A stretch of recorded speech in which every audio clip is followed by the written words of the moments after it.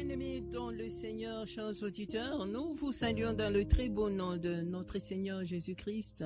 Nous vous disons notre joie de vous retrouver ce matin et de vous savoir toujours aussi nombreux et fidèles à ce rendez-vous quotidien pour partager la parole de Dieu avec vous. Et aujourd'hui, vendredi 5 septembre, avec la Ligue pour la lecture de la Bible qui prépare pour nous le programme de méditation, nous méditons donc dans Josué chapitre 23, versets 1 à 16. Josué 23, 1 à 16. Nous prions avec Papa Dani Moubeno avant de lire ce texte. Seigneur notre Père, notre Dieu, nous sommes dans ta présence et nous sommes dans la joie de savoir que tu as une parole à nous communiquer pour nous faire vivre, pour nous conduire, pour nous consoler et pour nous fortifier. Nous sommes, Seigneur, à l'écoute. Parle, car nos cœurs sont disposés par Jésus-Christ. Amen. Amen. Josué chapitre 23 verset 1 à 16, c'est le texte de notre méditation de ce vendredi 6 septembre. Nous aurons, après avoir lu ce texte, nous aurons à répondre aux questions 2, 3 et 6. Qu'est-ce que ce texte nous apprend sur Dieu? Y a-t-il un exemple à suivre ou à ne pas suivre? Y a-t-il des avertissements? Josué 23, 1 à 16. Depuis longtemps, l'Éternel avait donné du repos à Israël en le délivrant de tous les ennemis qui l'entouraient. Josué était vieux, avancé en âge. Alors Josué convoqua tout Israël, ses anciens, ses chefs, ses juges et ses officiers. Il leur dit: « Je suis vieux, je suis avancé en âge.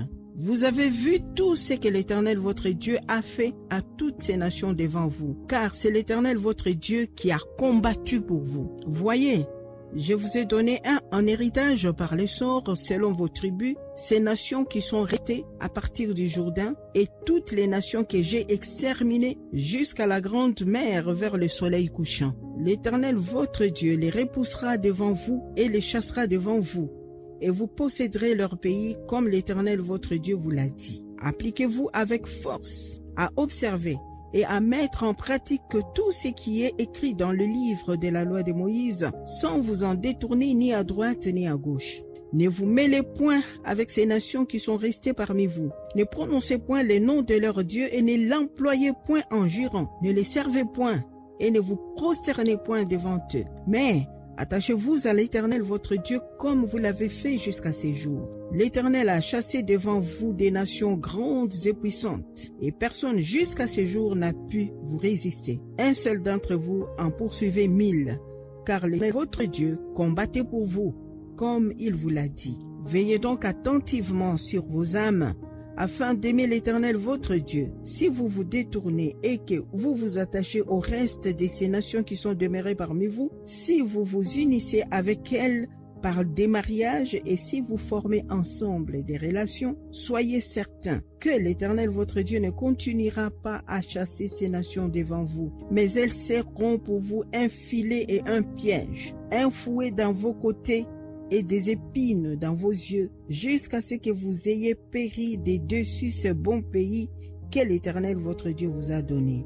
Voici, je m'en vais maintenant par le chemin de toute la terre. Reconnaissez de tout votre cœur et de toute votre âme qu'aucune de toutes les bonnes paroles prononcées sur vous par l'Éternel votre Dieu n'est restée sans effet. Toutes se sont accomplies pour vous, aucune n'est restée sans effet. Et comme toutes les bonnes paroles que l'Éternel votre Dieu vous avait dites se sont accomplies pour vous, de même, l'Éternel accomplira sur vous toutes les paroles mauvaises, jusqu'à ce qu'il vous ait détruit des dessus ce bon pays que l'Éternel votre Dieu vous a donné. Si vous transgressez l'alliance que l'Éternel votre Dieu vous a prescrite, et si vous allez servir d'autres dieux et vous prosterner devant eux, la colère de l'Éternel s'enflammera contre vous et vous périrez promptement dans le bon pays qu'il vous a donné. Voilà, bien-aimés, nous venons de lire donc le texte de notre méditation de ce vendredi 6 septembre, Josué 23, 1 à 16. Nous allons répondre aux questions 2, 3 et 6. Qu'est-ce que ce texte m'apprend sur Dieu? Y a-t-il un exemple à suivre ou à ne pas suivre? Et y a-t-il un avertissement? Je vous laisse la parole, Papa Dani. Merci, Maman Justine. Ce que nous apprenons de Dieu, c'est que partant du discours d'adieu que Josué adresse à Israël, en fait, il relate l'histoire, comment est-ce que Dieu a marché avec son peuple depuis la délivrance de l'Égypte jusqu'à la possession de la terre promise. Et au travers ce parcours, il y a deux grandes caractéristiques de Dieu que nous pouvons observer parce que Josué le dit si bien en parlant de Dieu.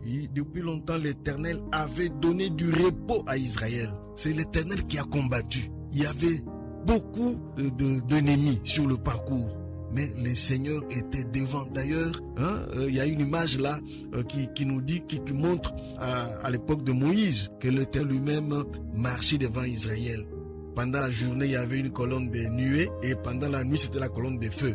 C'est le symbole de la présence de l'Éternel lui-même sous forme de nuée et sous forme de colonne de feu. Donc ici, nous voyons le bras puissant de l'Éternel qui a délivré son peuple de tous les ennemis, de tout ce qu'il y avait comme obstacle avant qu'il n'arrive à la terre promise. La puissance de Dieu, sa force, mais il y a aussi sa fidélité. Parce qu'au dernier verset, au verset 16, ou plutôt l'avant-dernier verset, au verset 15, et comme toutes les bonnes paroles que l'Éternel, votre Dieu, vous avez dites se sont accomplies pour vous, il y a ce qui suit après. Donc il y a la puissance de Dieu, mais aussi sa fidélité. Ce qu'il a promis, il a réalisé. Donc cela constitue même une interpellation.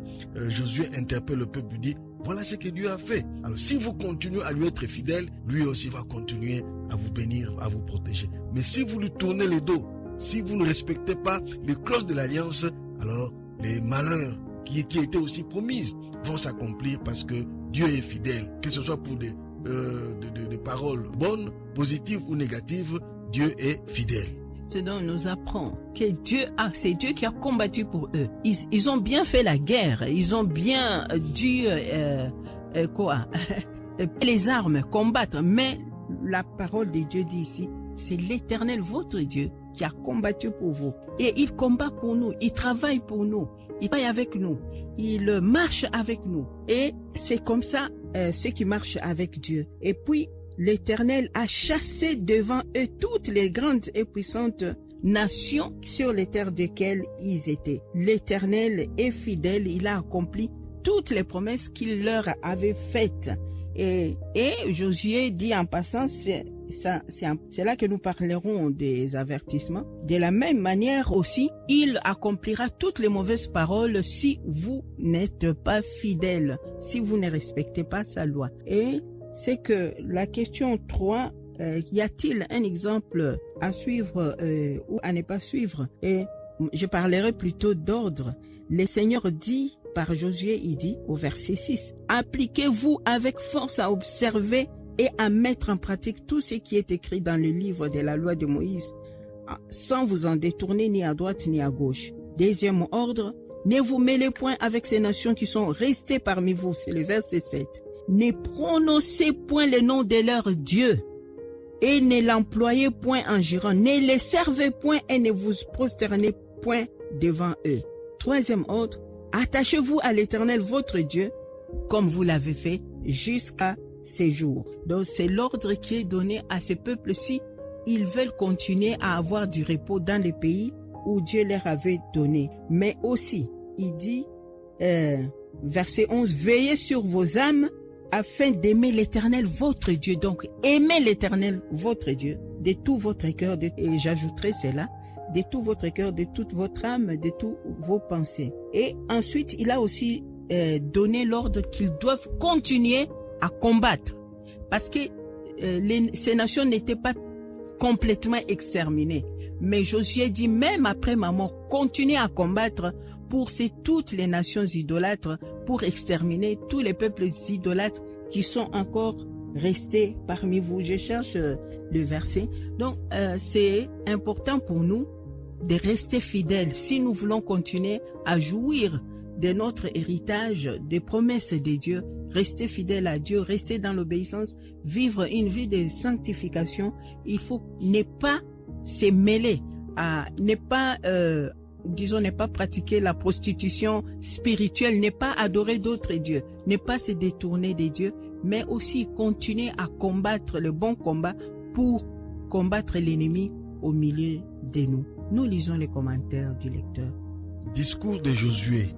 Devenu vieux, Josué convoque le peuple pour son discours qui rappelle l'accomplissement de la promesse de Dieu qui chasse et repousse les Cananéens pour donner le pays aux enfants d'Israël. Dieu reste toujours fidèle à ses promesses. Sagesse divine.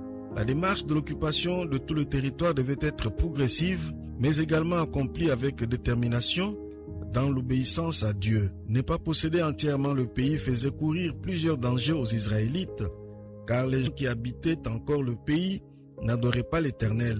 Les Israélites, de leur côté, devraient s'appliquer avec force à obtenir et à mettre en pratique tout ce qui est prescrit dans le livre de Moïse. Qu'est-ce qui te marque dans la façon dont Josué déroule son discours? En quoi cela peut-il t'aider? Dieu fidèle et jaloux. Dieu est fidèle à ses promesses. Ce qu'il a promis, il accomplira. Ayant la pleine conviction que ce qu'il promet, il peut aussi l'accomplir. Romains 4, 21. Dieu est également jaloux. Les Israélites ne devaient pas croire que les promesses et les bénédictions étaient acquises dans l'infidélité. La jalousie de Dieu se manifeste lorsque ceux qui lui appartiennent vont adorer et servir d'autres dieux. Es-tu consacré à Dieu seul? À méditer Exode 20, 5 à 6.